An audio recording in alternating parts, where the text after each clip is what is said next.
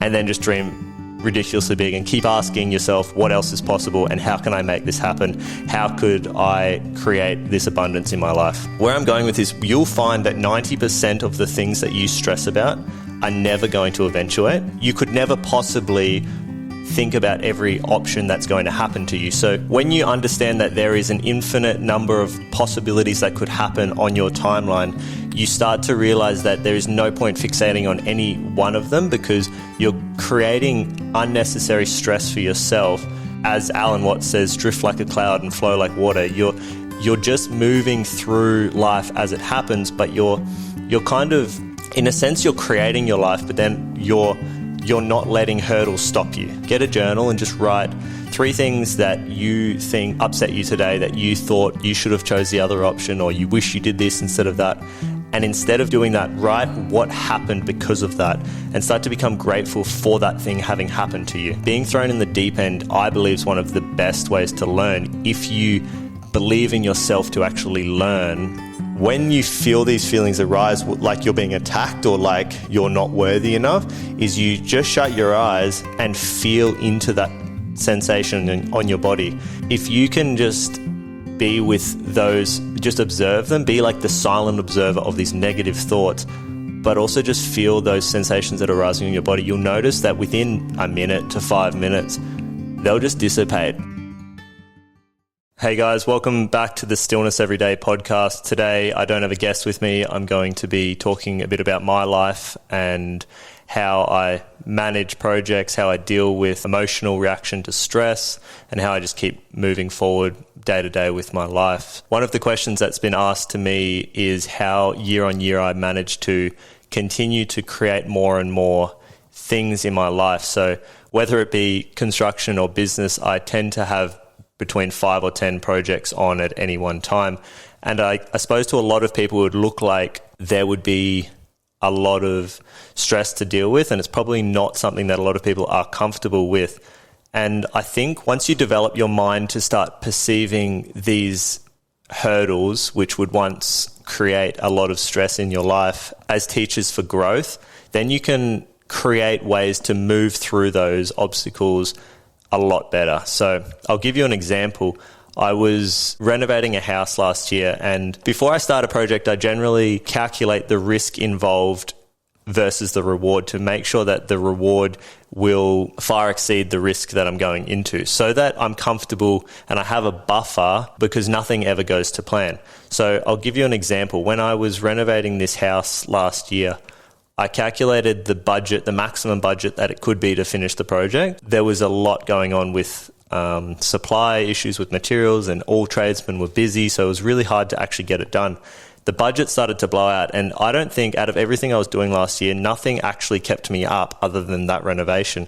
And I think the reason was that I had put my father, who I'd said, let's go 50-50 in this, I'd put his opinions on the project. Even though I was confident in it, I'd put his opinions into my mind. So as things started to not happen to plan, I would get worried about how he would perceive that, rather than being confident in what I'd already calculated and known that would be okay. So let's say the budget was $200,000 and I was only at $100,000. I knew that I still had another $100,000 buffer, but and I wasn't going to go anywhere near that, but it was almost as if I'd told my father that this was how much we were going to make, and I'd fixated on that outcome, and that's where you start to get stressed, when you can't pivot and change direction, knowing full well that you're still not going to lose money, you're still going to make money, but you've fixated on the fact that you are going to make this exact dollar and it's all going to go to plan. When you get so fixated on and attached to an idea that is what's going to happen, that's what creates the misery in your life. So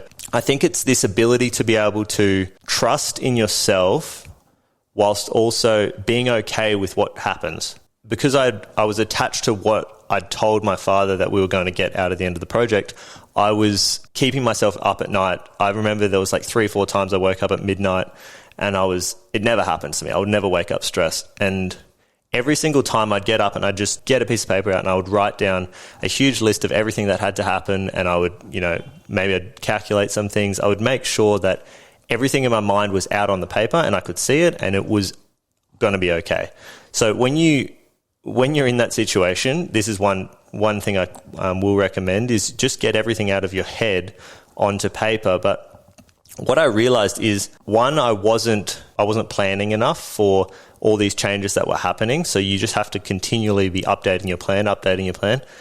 And the other was that I was really attached to, this dollar figure that I had told my father that we were going to make.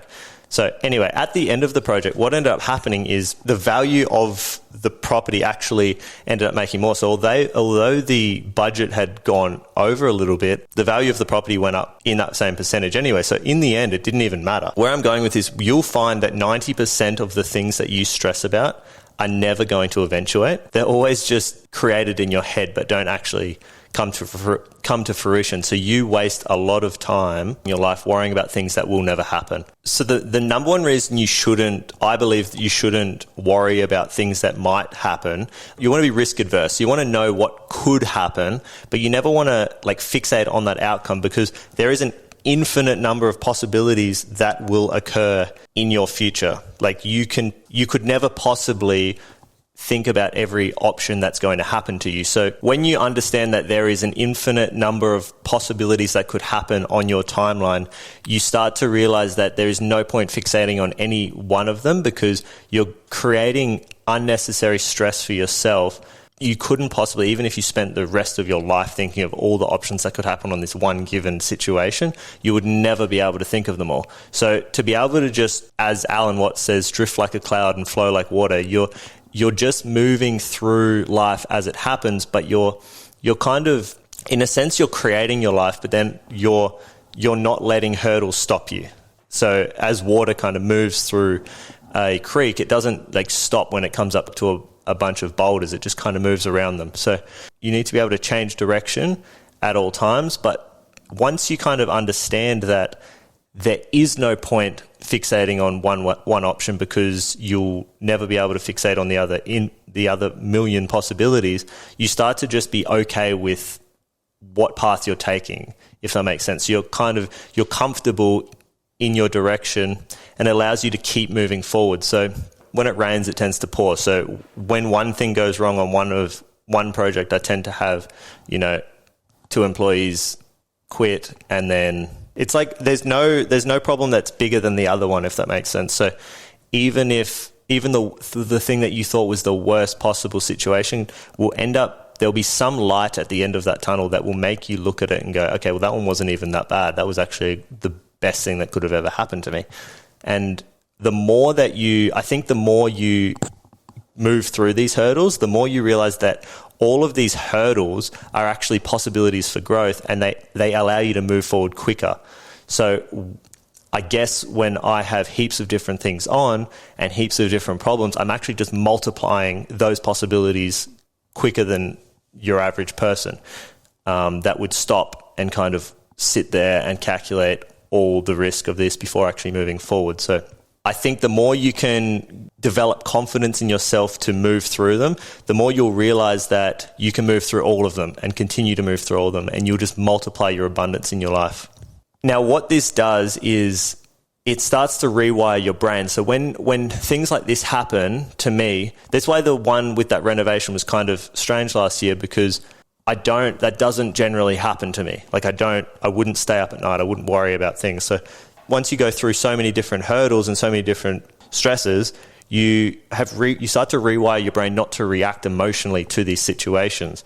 And it's not that I don't get upset, or I don't feel why'd that happen, and I don't get sad about it, but it's this ability to not react to those emotions and keep moving forward. So I don't sit there and dwell and get sad that I didn't choose the other option. I just go, okay, good, keep moving forward.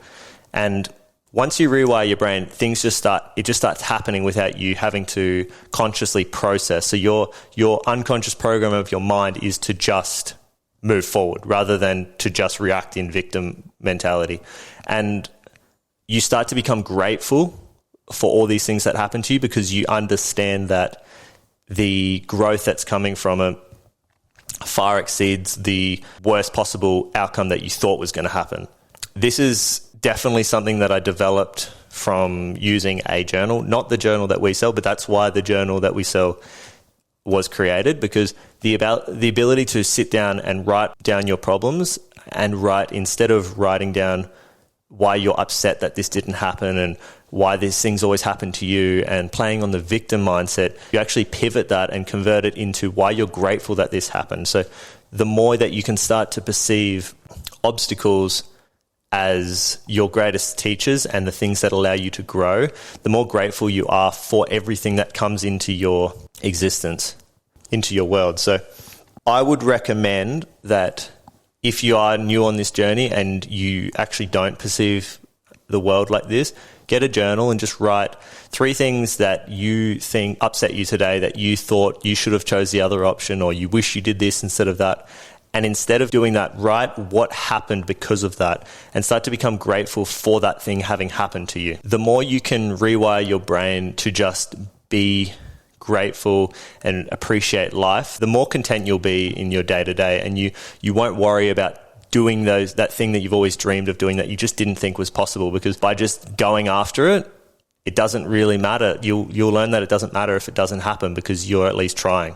The journey is the exciting part. Like, there's nothing like fundamentally great about achieving the outcome. Like, we're renovating this really old building, and the building will be leased up, hopefully in a few months. The leased building in and of itself isn't actually the exciting part. Like, there's nothing, we're not going to sit around and, oh, so great that this building's leased. It's the process of buying it, creating what it could be, actually renovating it, and then leasing it up. That's the journey part, is the actual exciting part. So if you think that the destination's the great thing, well, that's the wrong way to live your life, because there's nothing exciting about the project being finished and just looking at it, right? So I suppose this would be the same in business. Like, a lot of people look at, I'm speaking on behalf of employees, but a lot of employees would look at a business owner and go, oh, it's so great for them, but they're looking at kind of all the glory of what they perceive a business owner is, like not having to work as much, yada, yada, yada. But the actual journey part, if you don't love the process of business, you could never actually have that other part, because true entrepreneurship is loving the process of just, working at 9 p.m. or getting up and just being excited about all the problems that you get to deal with, basically. And it isn't exciting for a lot of people. Let's say you're studying to be an architect, or you're studying to learn about architecture. The actual process of learning how to design a building and why different buildings, feel the way they do, or how they relate to the community, or how they can change your emotions when you enter them from space to space, different heights, etc. The learning of it and the creating of those buildings is the exciting part. So it's the process of what you're doing that you need to focus on and be content with, which is the 99% of the entire thing. So when you understand this, you learn that it's your mindset around everything that you need to change. It's nothing else, because your external reality is a direct reflection from what's internally happening. So if you can be content and fulfilled and happy internally in what you're doing, it doesn't matter what happens to you, you're going to enjoy it.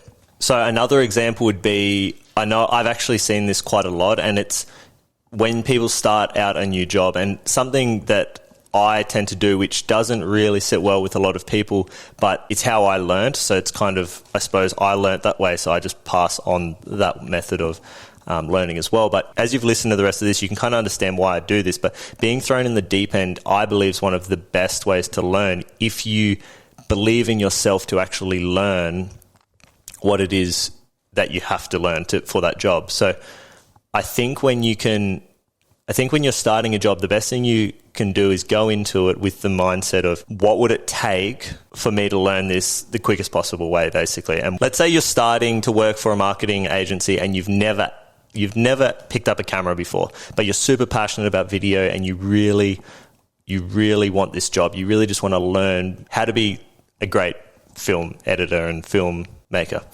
And what I would go into it is go in with the mindset of, I actually know nothing. You do know nothing, but go into it with, I have no idea what I'm doing.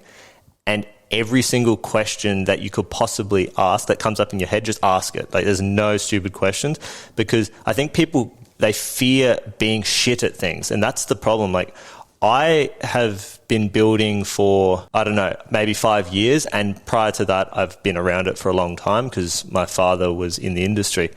I will give the other person the benefit of the doubt that they know more than me, just so I can try and learn. I learn their perspective first.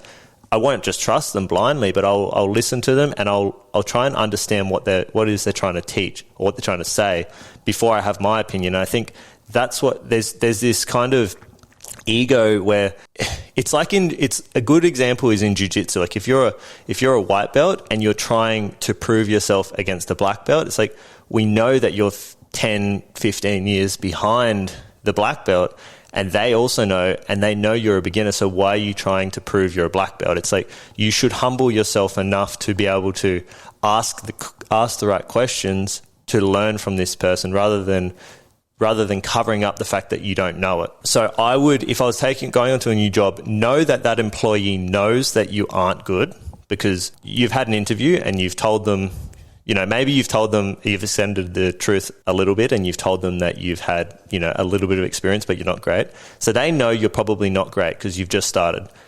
And you just need to have the discipline to go home and, after what you've learned, learn more. And rather than just packing it up and it's your 9 to 5, you go home, you don't think about it. Go home and practice, next day come in, and just the quicker you can go through all the questions that you have with your employer and then learn, within like 2-3 weeks, you'll have learnt so much more than if you tried to pretend you knew what you were doing for the month and then tried to figure it out. So ask the stupid questions so that they're out of your head and you can move forward. To pretend you know nothing, even if you know it, just keep trying to learn.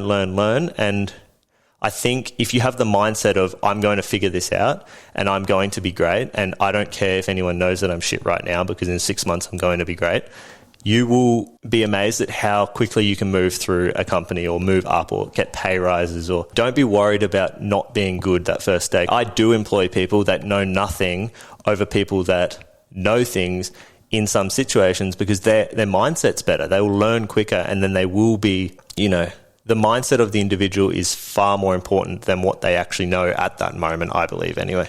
Given everything that I've said, obviously, when you're facing these kind of situations, you are going to have a lot of internal dialogue with yourself. You're going to have uncomfortable emotions that are going to come up because your ego is getting destroyed all the time, because you are humbling yourself to being not good at what you're doing. So what I do, having done Vipassana meditation for about 10 years and learnt these techniques, I strongly recommend that when you feel these feelings arise, like you're being attacked or like you're not worthy enough, is you just shut your eyes and feel into that sensation on your body. So if you can give yourself just 60 seconds to just shut your eyes, feel, there might be, pain here, you might have a feeling in your stomach, maybe the back of your head, and you just observe that sensation. What you'll notice is it will just dissipate. Like maybe you're having thoughts of, I'm so useless, I'm not good enough, and they're going to fire me, blah, blah, blah. If you can just be with those, just observe them, be like the silent observer of these negative thoughts, but also just feel those sensations that are rising in your body, you'll notice that within a minute to 5 minutes, they'll just dissipate. And the less you feed them, so the point of observing a sensation is it'll take your mind off the thoughts. What perpetuates these sensations and what perpetuates the feeling of, inadequacy is the thoughts that you keep feeding. So when you keep saying, I'm not good enough, and, I should have done this instead, and all of those negative self-talk, that's what keeps you feeling internally shit. So when you can feel those emotions rather than feed the thoughts, you'll notice that they all dissipate, because you're not reacting to any of it. You're just being okay with what happens, which externally is exactly what we were talking about earlier, where when something comes up, you're okay with whatever happens to you in this situation. So fix the internal world and the external world will become so much easier. That is probably my number one tip, is to learn how to feel into those emotions and observe, be the silent observer of why this is coming up, because you'll learn a lot about yourself. So my final kind of bit of advice, which I take on, so take it or leave it, it may or may not help you, but I believe it is integral to be obnoxiously optimistic about everything in your life. So some people would say that being a realist is more important. I would agree that it is important to be a realist so you understand the risk that's involved, but you never want to be a pessimist. You be a realist to understand that, okay, this could happen and I need to make sure that I'm protected for that happening, but I don't even want to think really too long about that. As long as I'm safe, like I haven't impacted my life, my family's life, those around me financially, let's say in an investment, because I know that, okay, if that happens, well, at least I will still be okay.